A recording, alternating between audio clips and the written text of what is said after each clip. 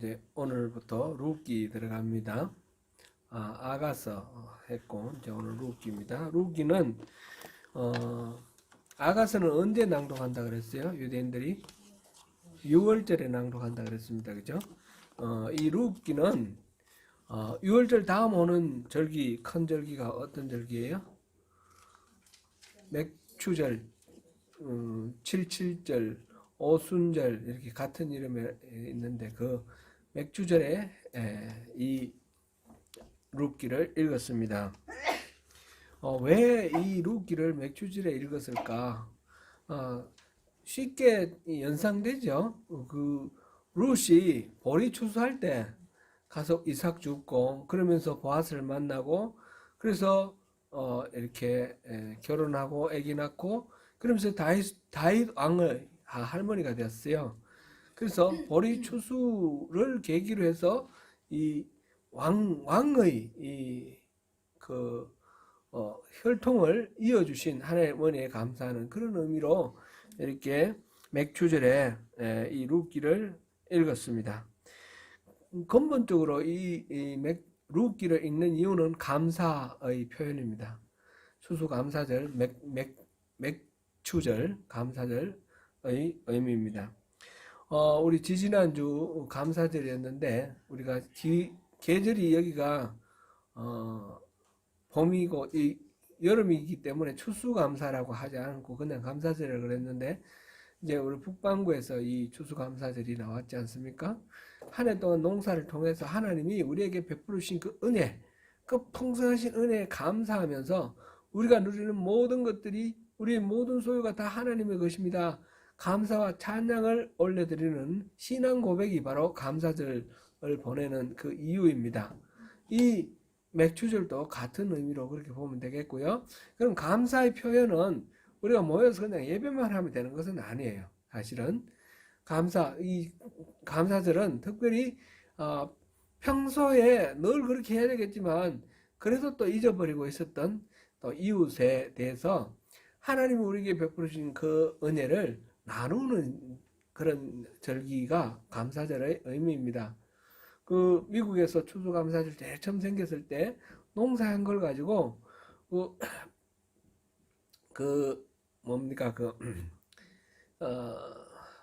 메이플라워 타고 간 그 사람들 청교도 그분들이 첫 해 농사를 지어 가지고 이 인디안들과 그걸 나누어 먹었어요. 농사를 이렇게 지어서 거둔 것들을 가지고 인디안과 나눠 먹었어요. 그게 추수감사절의 유래입니다. 그래서 추수에 대한 가장 바람직한 반응은 그 하나님의 은혜를 이웃에게 나누는 것입니다. 우리가 지금 우리 소명교회 같은 경우에 그런 경우 뭐 구체적으로 눈에 보이게 이 하나님의 은혜를 나눌 수 있는 그런 어떤 아이템을 앞으로 개발해내야 될 것 같아요. 제가 섬기던 그 교회에서는 예전에 그 교회에서는 파출소라든지 동사무소라든지 우체국이라든지 지역사회에 공공적인 서비스하는 그런데 이렇게 추수감사절 기념으로 이렇게 모아놓은 이 곡식들, 과일들 이런 거를 이렇게 나누고 또 가난한 사람들 모인 곳에 이렇게 전하고 이런 식으로 또 양식도 물론 거기서 나온 것만이 아니라 보태가지고 이렇게 전하고 이런 식으로 추수감사절을 기념했던 그런 기억이 납니다. 기본적으로 이 룻기를 통해서 우리에게 깨닫게 해주시는 것은 하나님의 감사, 하나님이 우리에게 베푸신 은혜를 나누는 날이 바로 감사절이다 이렇게 생각하면 좋겠습니다. 근데 이 오순절이 이제 기독교에서는 의미가 달라졌지 않습니까? 기독교에서도 이 룻기를 오순절날 초대교회에서 읽었습니다. 유대인들이 읽는 거하고 이제 의미 다 완전 차원이 다른 그런 의미에서 이 룻기를 읽었습니다. 이 오순절은 어떤 사건이 있었습니까? 마가의 다락방에서 성령이 임하시는 그런 사건이 있었습니다. 그래서 이제까지는 유대인들은 이제 회당에서 모이고 성전에서 모였는데 이제 교회, 부름받은 하나님의 자녀들이 함께 교회를 이루고 신앙생활을, 예수 그리스도를 주로 믿는 그런 신앙생활을 하게 되었습니다. 이런 새로운 이 기독교, 유대교와 다른 이 기독교는 교회를 오순절날 마가의 다락방에서 성령 받음으로 교회가 시작된 것입니다. 그래서 오순절날 룻기를 읽는다는 것은 교회가 무엇인가라는 의미와 관계가 있습니다. 교회는 그 이전까지는 구원이 하나님이 선택한 백성, 선민, 이스라엘 사람들에게만 독점되어 있다고 여겨졌는데 그게 아니라 누구든지 성령 받아서 교회가 될 수 있다는 것을 이 오순절날 증명을 했습니다. 그 이후에 수많은 이방인들이 성령을 받고 오늘날 우리도 성령 받고 교회가 되지 않습니까? 그래서 이방인과 유대인의 이 장벽을 허물어뜨린, 그래서 새로운 하나님의 백성, 하나님 나라가 세워진 나라, 그런 의미로 오순절을 기념하면서 룻기를 읽습니다. 룻기에는 주인공이 이 사람이 모압 사람입니다. 그죠? 모압 사람인데 이스라엘의 왕통을 잇는 그런 조상의 계보에 들어갔다는 거죠.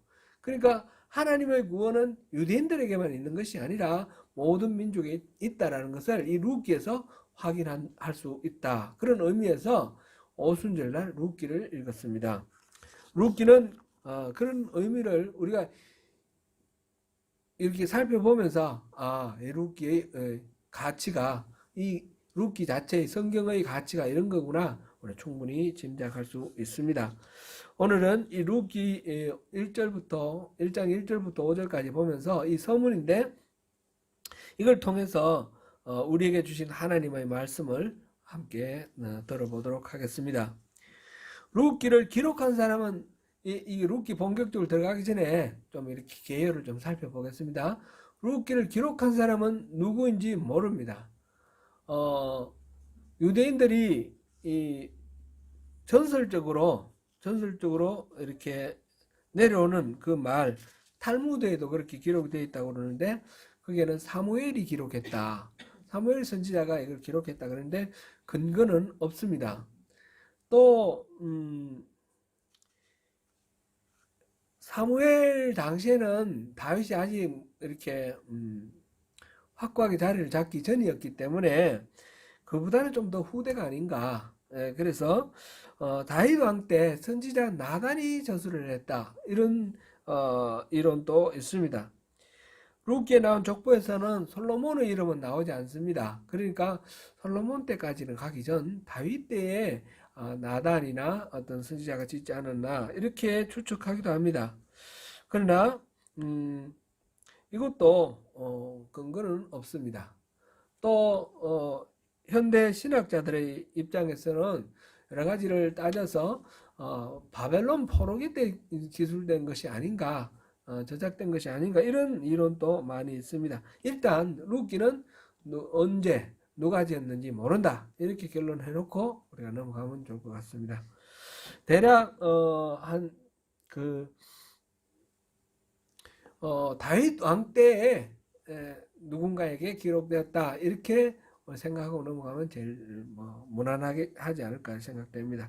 근데 이 룻기 내용의 배경은 언제입니까? 1장 1절에 나오죠.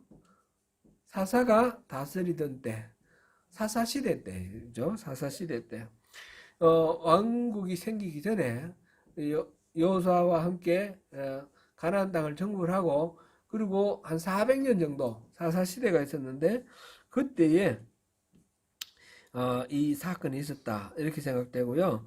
룻기는 에스더와 함께 아주 특별한 그런 성경입니다.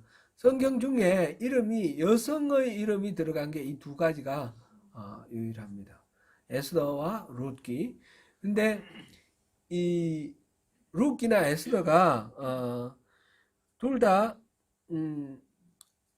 그 하나님의 말씀, 하나님의 어떤 뜻, 하나님의 지시, 이런 것들이 나오지 않습니다. 에스더에는 하나님이란 언급조차 한 번도 안 나옵니다. 어떻게 하나님에 대해서 뭐 말 한마디 안 했는데 성경이 되었을까? 그런 의문이 들 정도로 한 번도 언급이 안 됐습니다. 루키에는 하나님에 대한 언급이 굉장히 많습니다. 전체가 85절인데 그 중에 23절에 하나님이라는 이름이 나옵니다. 근데 이거는 어디까지나 내레이티브, 루시 말하고 나오미가 말하고, 루시 예를 들면 어머니의 하나님이 나의 하나님입니다, 이런 식으로 말할 때 하나님이라는 이름이 나오는 것이지, 여호와라는 이름도 나오고. 그런데 근데 뭐 다른 성경에 보면 하나님이 말씀하셨다, 하나님이 뜻이 이렇다, 뭐 이런 게 있지 않습니까? 그런 하나님의 어떤 의사, 뜻, 이런 것이 반영된 것이 하나도 없이 그냥 이름만 언급된 그런 것입니다.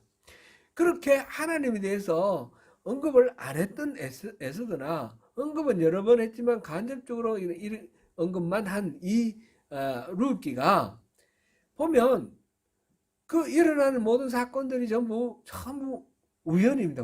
우연히 듣고 우연히 뭐 보고 뭐 이렇게 되는데, 그런데 가만히 보면 나중에 우리가 다 읽어보면 이건 우연이 아니라 필연이다라는 그런 생각이 듭니다.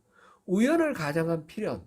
하나님이 직접 역사의 전면에 나타나지 않으면서 하나님 모든 것을 섭리하신 것을 볼 수 있습니다. 우리가 때로는 하나님이 안 계신 거 아닌가? 도대체 하나님 어디 계신가? 이렇게 생각될 때도 있습니다. 하나님의 부재시대, 하나님이 숨어 계신 때. 그러나 그때조차도 하나님은 실질적으로 이 역사를 다스리시고 주관하고 계신다는 거죠. 그것을 에스더와 이 룻기가 아주 잘 나타내서 보여주고 있는 그런 성경입니다. 그 다음에 이제 뭐 둘 다 이방과 관계가 되는데, 룻기는 이방 여인인 룻이 베들레헴 이스라엘 땅에서 겪는 그 사건을 다루고 있고, 에스더는 어떻습니까? 이스라엘 사람이 포로로 끌려가 가지고 바벨론에서 수산에서 겪는 그런 일입니다. 이방 땅에서 겪는 그런 일입니다. 룻기는 구약의 정경에 포함되어 있는데, 우리 개신교, 우리 기독교의 성경 분류로는 룻기는 역사서에 해당되죠. 역사서에 해당되는데, 히브리 성서 분류로는 성문서에 해당됩니다. 히브리 성서 분류는 우리가 몇 번 우리가 말해봤는 말씀을 이렇게 한번 나눠봤는데, 좀 알고 있으면 이 우리 성경을 이해하는 데 도움이 됩니다. 히브리 성서 분류는 타나크라 해서 TNK 이렇게 나눕니다. 그죠? T는 토라, 그 모세의 율법서, 모세 오경, 창세기, 출애굽기, 레위기, 민수기, 신명기, 이게 토라고, 그 다음에 두 번째는 이 N 이거는 느비임이라고 하는데, 느비임은 예언서입니다. 예언서. 선지자 또는 예언자를 나비라 그래요. 나비. 이게 이 세 단어가 들어가서 뭐 명사도 되고 뭐 이렇게 저렇게 뭐 변화하는데, 바로 느비임이 예언서입니다. 예언서는 세 가지로 또 분류가 됩니다. 전기 예언서. 전기 예언서는 여호수아, 사사기, 사무엘, 열왕기, 우리가 말하는 역사서가 바로 이 전기 예언서입니다. 후기 예언서는 또 두 가지가 있는데, 후기 예언서는 대예언서와 소예언서가 있습니다. 대예언서는 우리가 기독교에서 말하는 예언서 중에서 이사야, 예레미야, 에스겔입니다. 또 우리 기독교에서 나누는 예언서는, 대예언서는 두 가지가 더 있어요. 혹시 아세요? 예레미야 애가가 있고, 그죠? 다니엘서가 있어요. 근데 이 둘 다 성문서에, 히브리 성서 분류에서는 성문서에 들어갑니다. 일단 그래서 대예언서가 이사야, 예레미야, 에스겔. 소예언서는 똑같이 호세아부터 말라기까지 그렇습니다. 자, 그 다음에 세 번째가 성문서 케두빔입니다. 케투빔도 세 가지로 나눌 수 있습니다. 시가 있고요. 시는 시편, 욥기, 잠언 이 세 가지입니다. 그 다음에는 다섯 두루마리라는 게 있어요. 이게 우리가 지금 계속 보고 있는 유대인들이 절기 때 읽는 5개의 두루마리입니다. 아가 우리가 지난번에 했고, 이번에 룻기하고, 다음번에 에스더, 전도서, 예레미야, 애가 이게 있을 때입니다. 순서대로 우리가 보는 순서대로 보면 룻기, 에스더, 전도서, 아가, 예레미야 이렇게 예레미야, 애가 이렇게 되는 거죠. 이 5축. 그 다음에 끝으로 역사서가 있습니다. 역사서는 다니엘, 에스라, 느헤미야 그리고 역대기도 성문서에 해당된다. 이렇게 우리가 하면 되겠습니다. 이 5축이 바로 유대인의 절기 때 낭독되는 5개의 두루마리인데, 이 룻기와 에스더가 왜 성문서에 해당됐을까?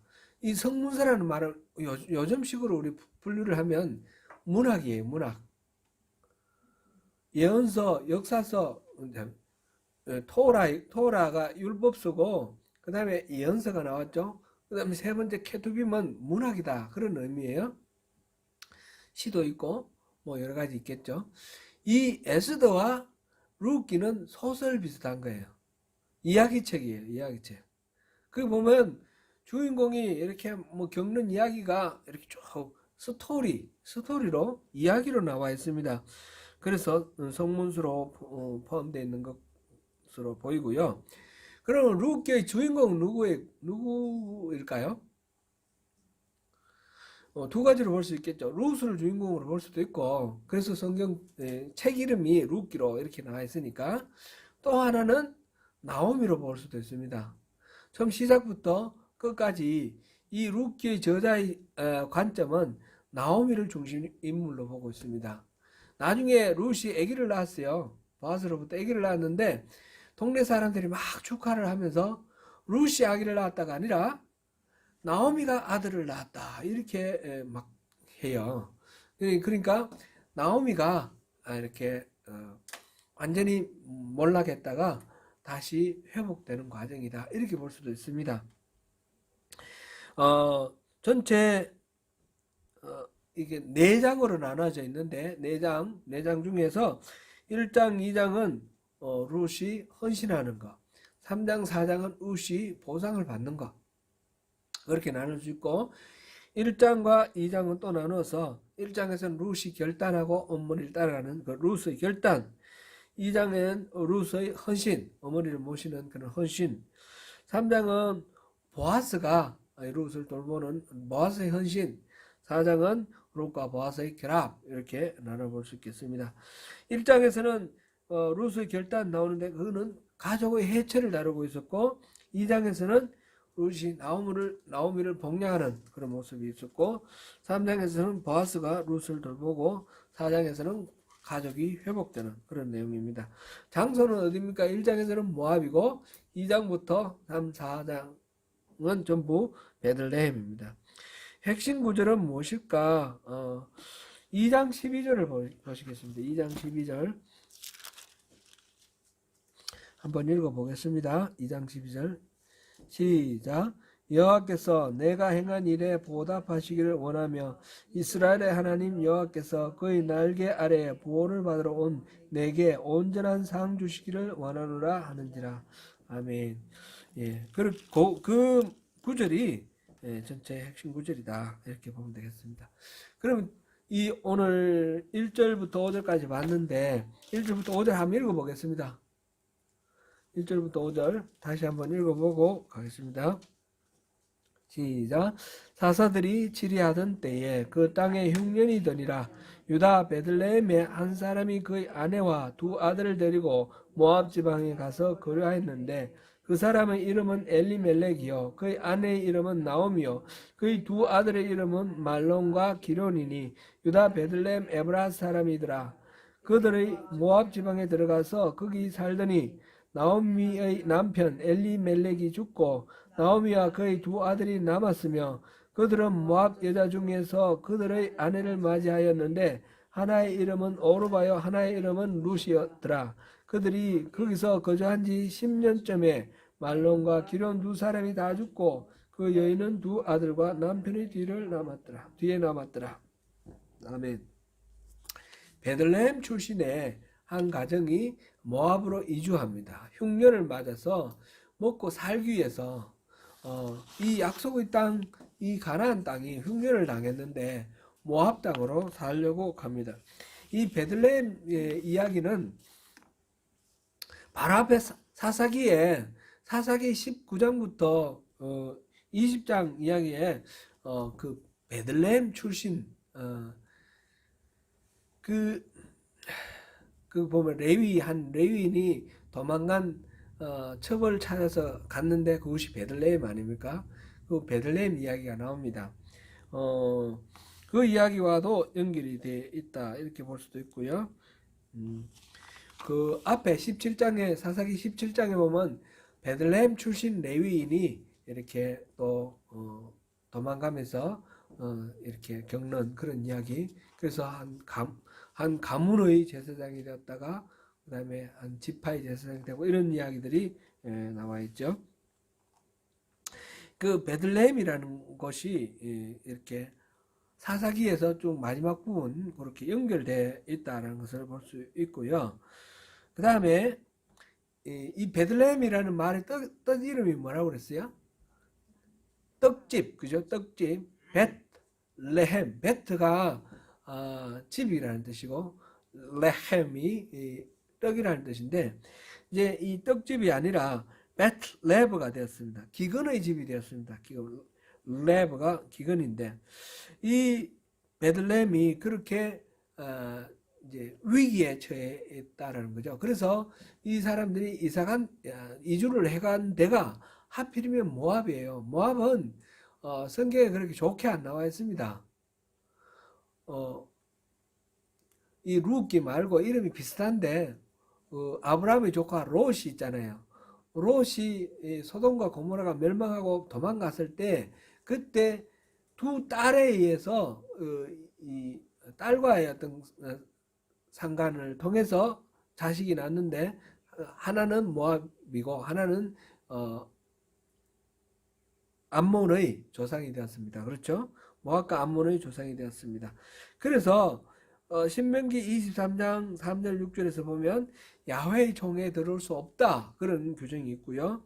이 이스라엘 사람들이 출애굽하는 과정에서 40년 동안 광야를 헤매다가 돌아올 때 그 모압 땅에서 그 발람의 그 계략에 빠져가지고 우상 숭배하는 그런 실수를 저지르죠. 그럼 모압은 이리저리 그 바알볼 사건만 해도 이게 안 좋은 이스라엘 사람들에게는 모압 땅은 아주 유혹으로 자기를 멸망으로 빠뜨리는 그런 땅으로 인식되는 곳이에요. 근데 하필이면 베들레헴 사람이 모압 땅으로 이주를 했을까? 이게 참 좀 안타깝게 만드는 그런 거예요. 전체적으로 가나안 땅에서 이 동쪽 지방이 모압인데 이것이 성소에 들어가고 나가고 이런 의미하고 연결시켜서 이렇게 보기도 합니다. 곧 동쪽 문을 통해서 안을 들어가야 하잖아요. 그죠? 그래야지 하나님을 만나잖아요. 그런데 동쪽 문을 통해서 나왔어요. 하나님에서 멀어졌어요. 그러다가 다시 다 망해가지고 다시 들어가서 다시 회복되는 거, 하나님을 만나서 다시 회복됐다 이렇게 보기도 합니다. 이 베들레헴 출신의 이 사람들이 음식 문제를 해결하기 위해서 모압 땅으로 갔는데 이거는 바로 바알볼 사건처럼 이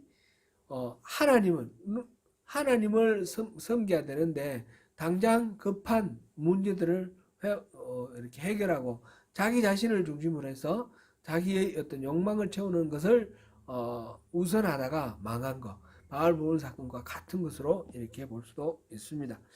어쨌든 이 엘리멜렉과 두 아들 있는 이 나오미가 모압 땅으로 갔는데 남편이 먼저 죽었어요. 남편이 죽었는데 그래도 아들 둘이 있으니까 그래도 또 뭐 위로는 되겠죠. 그래 아들이 이제 다 커가지고 결혼을 했어요. 결혼을 해가지고 며느리도 봤는데 이 아들 둘 다 죽어버렸어요. 갑자기 그냥 집안에 그냥 새 과부만 남았어요. 너무너무 좀 살려고 갔는데 너무너무 이제 어려운 그런 불행이 덮쳤죠.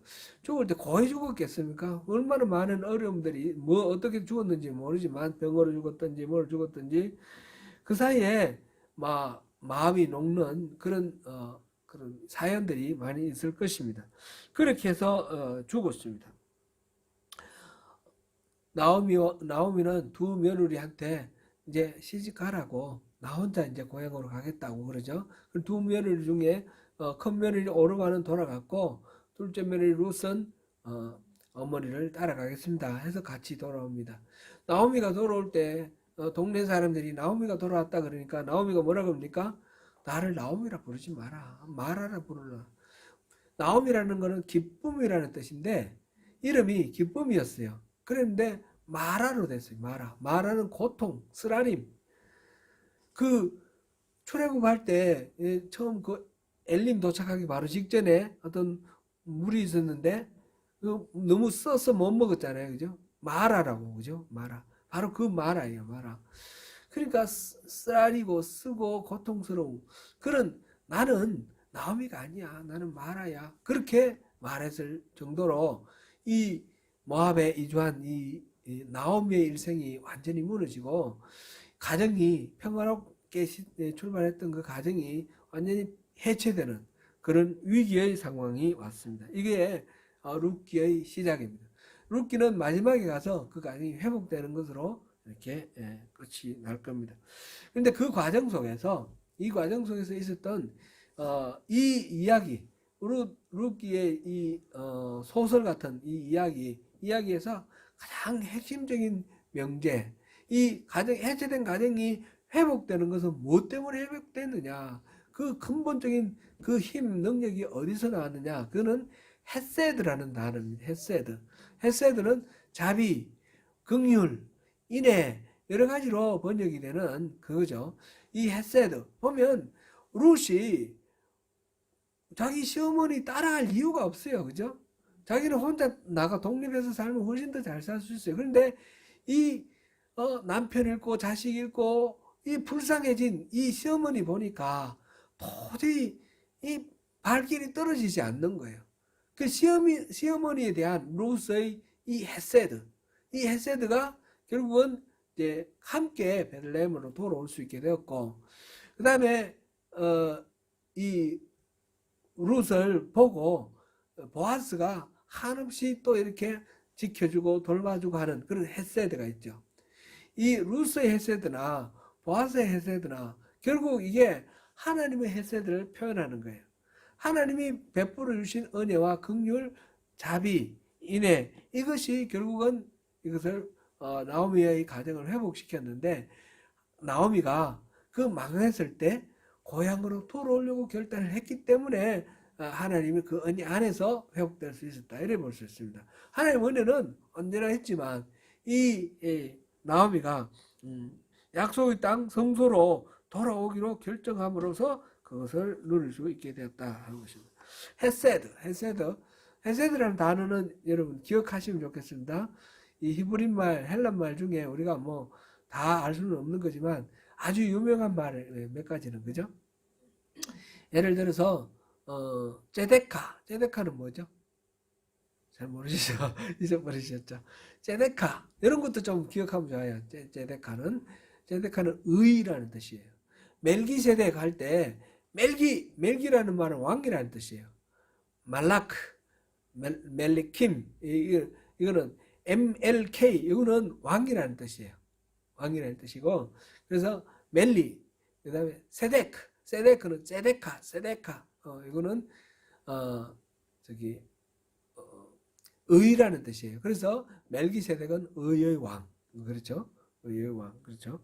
그처럼 헤세드가 이거는 자비 인애 그런 뜻으로 쓰이는 히브리 말이다 하는 거 우리가 알면 좋습니다.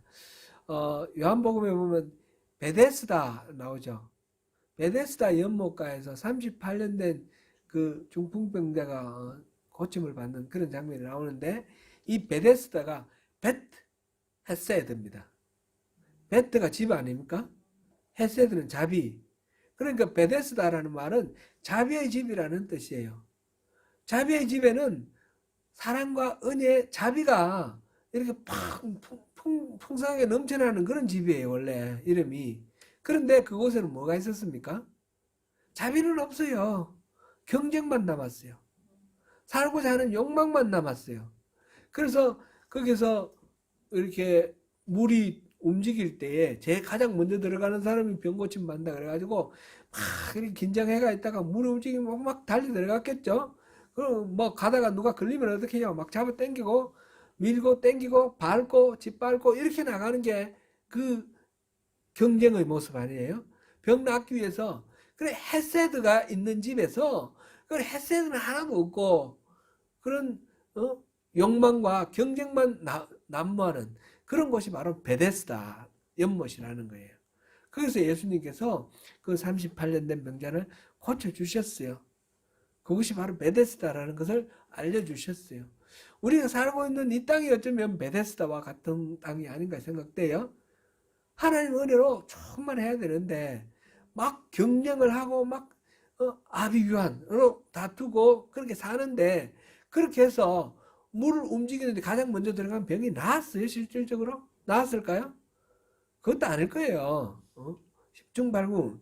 우리가 막 경쟁을 해가지고 막 돈을 많이 벌거나 권력을 잡거나 뭘 하거나 그러면 모든 것들이 문제가 해결되고 우리가 평화롭게 하나님 주시는 복을 누릴 수 있을 것 같지만, 실질적으로 그런 경쟁을 통해서 그곳에 도달해 가지고 그게 이루어집니까? 안 이루어지는 거예요. 이게 이 예수님 당시의 베데스다가 우리가 살고 있는 이 땅을 표현하는 하나의 그런 곳입니다. 마찬가지로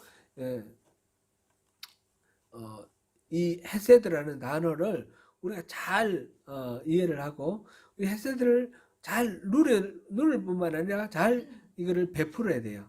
그래야지 이 헤세드가, 이거는 사랑의 은혜는 받기만 하는 것이 아니라 베풀어야지, 베풀므로써 배가 되는 그런 은혜예요. 지금 이 구약 성경에 이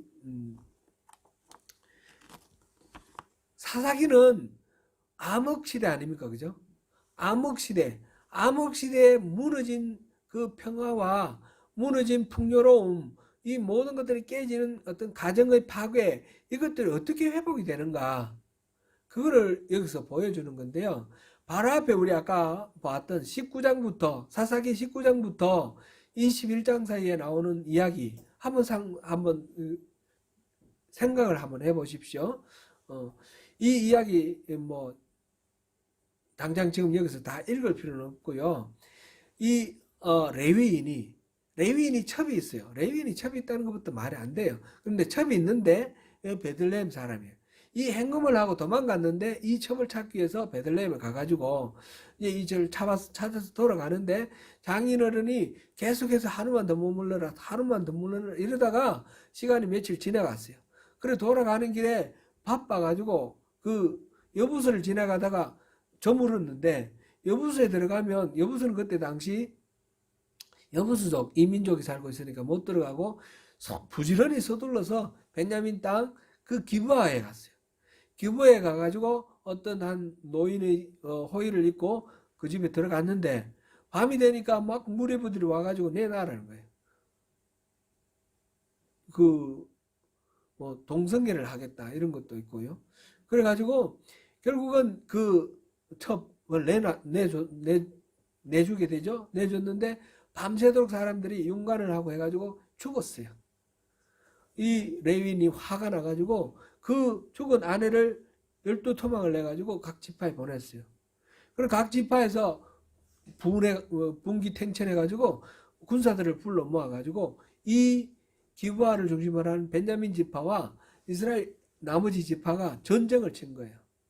전쟁을 쳐서 결국은 처음에는 베냐민 지파가 잘 싸웠지만 나중에 결국은 다 망하게 됐어요. 다 망하고 이 나머지 사람들이 미스바에서 모여서 앞으로 우리는 절대로 베냐민 지파하고 혼인을 하지 않는다 이래 됐어요. 그럼 베냐민 지파는 멸족하게 된 거예요. 그럼 어떻게 됐어요? 그래 나중에 이스라엘 사람들이 베냐민 지파를 또 멸족시킬 수는 없으니까 기회를 주는 거예요. 포도원에서 잔치를 하고 그럴 때에 와서 보쌈해 가라는 거예요. 자기의 그 가족들, 딸도 있을 거고 아내도 있을 텐데 하여튼 그 잔치할 동안에 가서 보쌈해 가는 거는 허락하겠다. 그러니까 베냐민 지파를 이 멸족을 면하고 회복시켜 주는 거예요. 베냐민 지파가 망했다가 회복되는 거예요. 근데 망했다가 회복되는 그 과정은 어떻게 됐어요? 전쟁과 폭력과 이 납치, 감금, 그 다음에 강간 이런 아주 무지막지한 그런 방법을 통해서 회복이 되는 거예요. 이게 사사기 시대예요. 사사기. 엉망진창으로 망가진 사사기. 이게 사사기 시대 앞쪽인지 뒤쪽인지 그거는 몰라요. 지금 19장에서 21장이 맨 뒤에 나와 있기 때문에 맨 뒤인가? 그렇지만 그런 건 시대적으로는 그렇게 꼭 말할 수는 없습니다. 중간일 수도 있고 앞일 수도 있고 어쨌든 사사기 시대가 이렇게 엉망진창이라는 걸 보여주는 거예요. 그런데 그런 식으로 회복될 수 있는 게 있는가? 정말 바로 회복이 되는가? 그건 아니라는 것을 이 룻기가 이 사사기의 마지막과 사무엘 중간에 룻기가 들어와서 이 이야기를 통해서 진짜 파괴된 것을 회복하는 방법은 그게 아니다. 이거다. 이걸 보여주는 겁니다. 여기서는 그 내용 우리 스토리 다 아니까 우리 앞으로 더 자세히 보겠지만 스토리 아니까 한번 상상해 보세요. 얼마나 목가적이고 얼마나 평화로워요. 그죠? 이삭 죽고 물론 가난하기 때문에 막 고통스러운 건 있지만 그래도 그 흐르는 장면은 굉장히 이렇게 타작하고 추수하고 이런 거예요. 이삭 죽고 이런 아주 자연스럽고 아주 부드럽고 평화로운 모습. 이 사사기 시대의 그 엉망진창하고는 전혀 판이한 그런 평화로운 모습으로 이야기가 전개되어 가고 있고 근본적으로 폭력과 그다음에 뭐 납치 뭐 이런 식의 어두운 방법이 아니라 하나는 헤세드, 룻의 그 나오미에 대한 헤세드, 보아스의 룻에 대한 헤세드, 하나는 이 헤세드 사랑과 다른 사람의 어떤 어려움을 보고 넘어가지 아니하고 그 어려움을 메꿔주고 채워주려는 그런 마음을 통해서 무너진 이 공동체가 회복되어가는 그런 과정인 것입니다. 우리가 자세하게 앞으로 계속 살펴볼 텐데 이렇게 나오미 가정의 회복을 통해서 이제 사사기 그 엉망진창인 그 나라가 안정된 나라로 가기 위해서는 이 중간에 완충기가 필요한 거예요. 왕이 필요하다 그랬는데 왕이 어떤 식으로 등장하는가? 다윗이 왕으로 되지 않습니까? 다윗이 왕 되기 전에 사울이 있지만은 사울은 온전하게 바로 세워진 왕이라고 볼 수 없고 다윗이 진짜 이상적인 왕이 됐습니다. 그렇게 됐을 때에 이 다윗이 이제 왕이 됐는데 이 다윗이 어떤 식으로 이렇게 세워졌는가 하는 것을 룻기를 통해서 이 하나님의 헤세드가 이렇게 왕정을 이루는 하나의 징검다리가 되어준다라는 것을 보여주는 그런 이야기입니다. 그렇게 해서 사사기와 사무엘상 중간에 룻기가 있다 이렇게 우리가 볼 수 있겠습니다. 혹시 우리 삶 속에서 어려움이 있고 하나님이 안 계시는 것 같은 그런 절망적인 상황이 우리에게 있다 할지라도 우리가 결코 잊어서는 안 되는 것은 하나님은 죽으신 분이 아니라 살아계신 분이라는 거죠. 하나님은 도망가 버리고 안 계시는 분이 아니라 내 눈에 보이든 안 보이든 하나님은 계신다는 거예요. 그리고 하나님 없이 흘러가는 세상 같은 이 세상에 하나님은 반드시 타치하고 계신다는 거죠. 하나님의 섭리는 어디에나 항상 존재하신다는 거예요. 다만 악을 일시에 다 제거해버리고 이렇게 안 하시고 계속해서 이 악을 허용하시는 게 무슨 이유인가? 우리로서는 참 의문스러울 때도 많고 억울한 죽음, 억울한 뭐 이런 사건들이 너무너무 많지 않습니까? 이제 하나님께서 그렇게 하시는 의도, 결국 모두가 악인도 멸망당하지 않기를 원하시는 하나님의 마음에서 그렇게 기회를 주고 기다리시고 인내하시고 또 인품인데, 우리가 이론적으로는 알지만 실질적으로는 그게 잘 이해가 안 될 때가 많이 있습니다. 그러나 분명한 것은 그런 가운데도 하나님은 계시고 하나님이 일하시고 섭리하신다는 사실을 우리가 잊지 않아야겠습니다. 그리고 그 과정 속에서 하나님이 가장 기뻐하시는 방법, 이 무너진 공동체를 회복시키고 해체된 가정을 회복시키고 이렇게 할 때에 하나님이 가장 바람직하게 생각하시는 방법은 하나님의 헤세드가 우리 인간들에 의해서, 우리들에 의해서 소화되어서 이웃에게 흘러 넘치는 겁니다. 하나님의 헤세드가 롯에게서 나오미기로, 그리고 또 보아스에게서 롯에게로, 그렇게 딱 두 사람만 얘기하는 것이 아니라 그러한 헤세드의 모습이 그 사회 전반적으로 흘러 넘치는 그런 헤세드를 통해서 하나님은 우리를 회복하고 구원하기를 원하신다는 것입니다.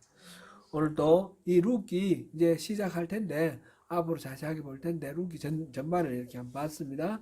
하나님의 그 사랑을 우리가 기억하시면서 우리 삶 속에 어떤 일이 있든지 간에 하나님을 우리가 놓치지 말고 하나님을 주목하면서 또 매일매일 삶 속에 승리하시는 저와 여러분 되시기를 축원합니다.